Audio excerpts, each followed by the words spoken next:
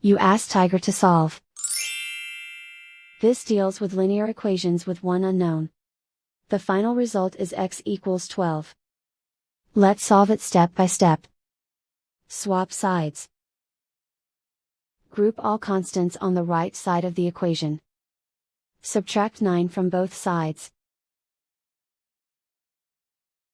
Simplify the arithmetic.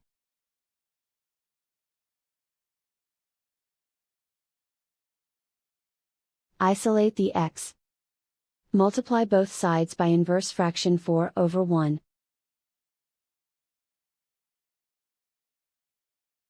Group like terms.